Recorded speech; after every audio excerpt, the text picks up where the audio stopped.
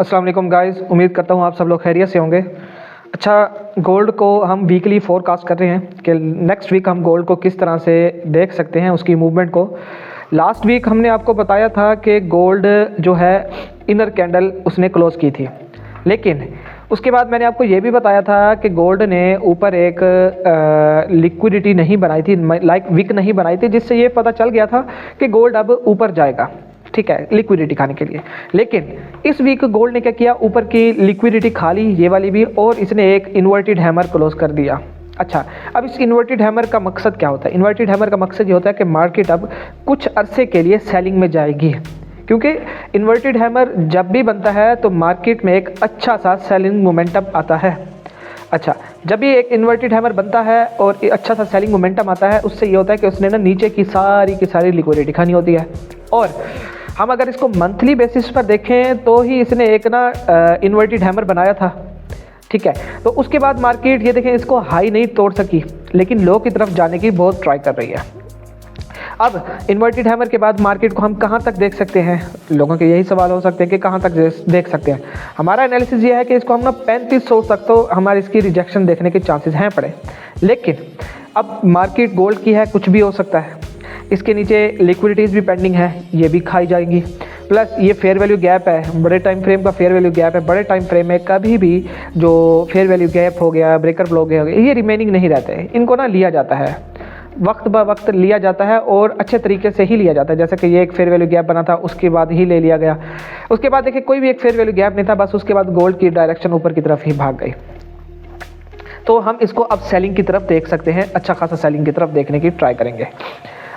अब चलते हैं हम डे में देखते हैं कि गोल्ड ने क्या क्या सीन कर रखा है। तो डे में देखने के लिए हम सबसे पहले, मैंने आपको कल एक ऑर्डर ब्लॉक बताया था कि मार्केट इस ऑर्डर ब्लॉक से रिजेक्शन देगी, तो मार्केट ने आपके सामने इसी ही ऑर्डर ब्लॉक से अच्छा सा रिजेक्शन दिया नीचे की तरफ। प्लस ये एक फेयर वैल्यू गैप था, ये भी खाया गया। प्लस ये एक फेयर वैल्यू गैप था, ये भी फिल हो गया। अब गोल्ड ने नीचे की तरफ आना है, नीचे वाले ऑर्डर ब्लॉक की तरफ। क्यों? क्योंकि ये एक ट्रेंड लाइन लिक्विडिटी पड़ी है, प्लस ये इक्वल लो की लिक्विडिटी भी पड़ी है, तो इनको मिटिगेट करने के लिए ज़रूर आना है। तो मार्केट को अब हम सेलिंग की तरफ देख सकते हैं, नीचे की तरफ, ठीक है।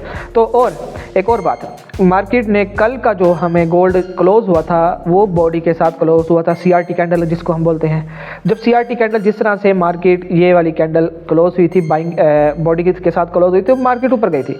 फिर ये बॉडी के साथ क्लोज हुई तो मार्केट को हमने ऊपर ही देखा, लेकिन उसके बाद इसने विक के साथ क्लोजिंग दी तो इसने एक अच्छा सा रिजेक्शन दिखाया। उसके बाद नेक्स्ट हमने देखा कि मार्केट अब बॉडी के साथ क्लोजिंग हो रही है, तो अभी हम सेलिंग की तरफ ही देख सकते हैं फर्दर। तो अभी हम फिलहाल गोल्ड को मंडे को सेलिंग की तरफ ही देखेंगे। प्लस कहाँ तक देख सकते हैं, कैसे देख सकते हैं, वो भी मैं आपको अभी बताता हूँ।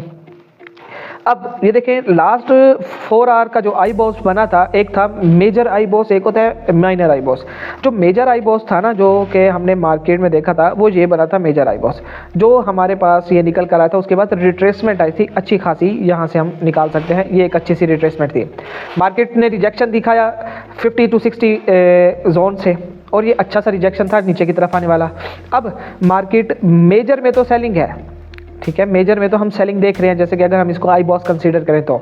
लेकिन माइनर में बाइंग है, माइनर में हम इससे एक अच्छा सा रिजेक्शन देख सकते हैं ऊपर की तरफ। ये एक ऑर्डर ब्लॉक है, इससे हम अच्छा सा रिजेक्शन देखेंगे, छोटा मोटा ऊपर सा, फिर अगेन नीचे तोड़ा जाएगा। क्यों? क्योंकि ये सारी की सारी लिक्विडिटी पेंडिंग है, इन लिक्विडिटीज़ को खाने के लिए।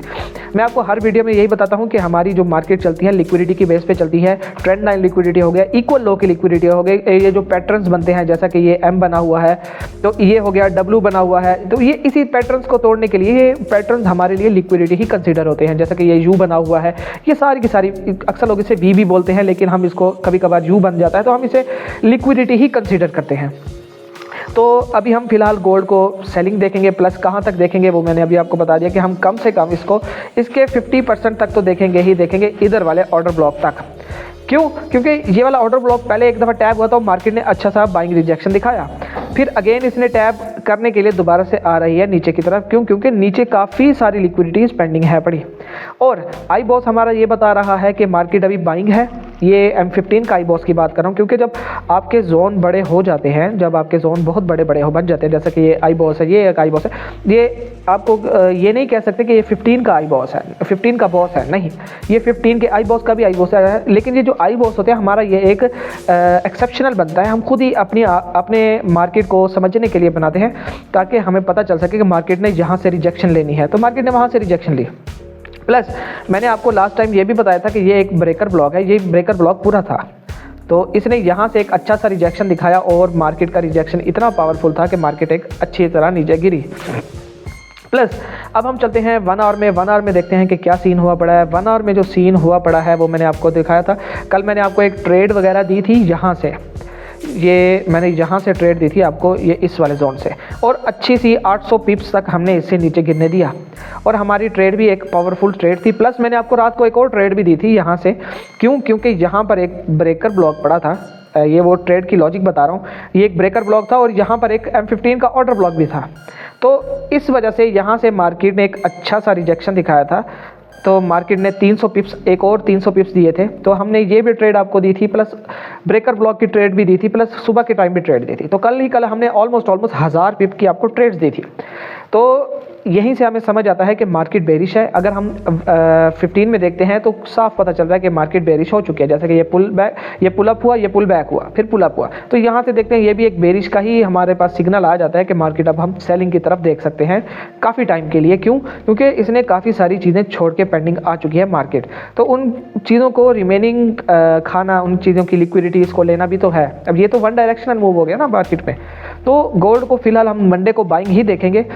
सबसे पहले हम मंडे को कहाँ देखेंगे ये मैं आपको बता देता हूँ।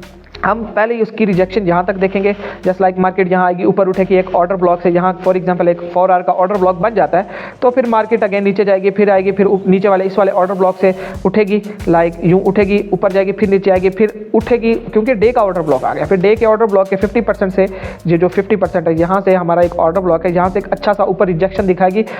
फिर हम देखेंगे कि मार्केट फर्दर कहाँ जा सकती है, क्या क्या चीज़ें रिमेनिंग है, क्या क्या चीज़ें पेंडिंग है पड़े, तो हम इसी तरह से ही मार्केट को देखेंगे बनिस्बत इसके कि हम ऐसे ही प्रिडिक्ट करें नहीं, हम मार्केट को प्रिडिक्ट नहीं करेंगे, हम जोन्स के साथ रिएक्ट करेंगे। बस आपको हमारी ये बात समझ आ जानी चाहिए कि हम मार्केट को प्रिडिक्ट वगैरह नहीं करते, हम मार्केट को रिएक्ट करते हैं जोन्स को देख के। हम डायरेक्ट भी एंट्रीज वगैरह नहीं लेते, हम प्रॉपर चेंज ऑफ करैक्टर का वेट करते हैं। जैसा कि मैं आपको 1 आवर का ये चेंज ऑफ करैक्टर दिखा देता हूँ, ये इसका हाई बना, ये इसका इनर कैंडल है, इसने यहाँ से चेंज ऑफ करैक्टर किया और यहाँ से एक अच्छा सा हमें शॉर्ट दिखाया आपके सामने, ठीक है।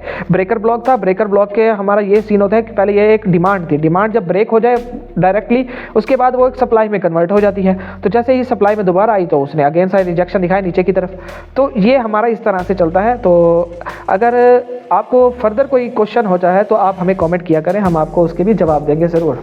तो उम्मीद करता हूँ आपको हमारी ये वीडियो पसंद आई होगी, आपको ये भी पता चल गया होगा कि हम गोल्ड को किस तरह से एनालिसिस करते हैं, गोल्ड को देखते कैसे हैं।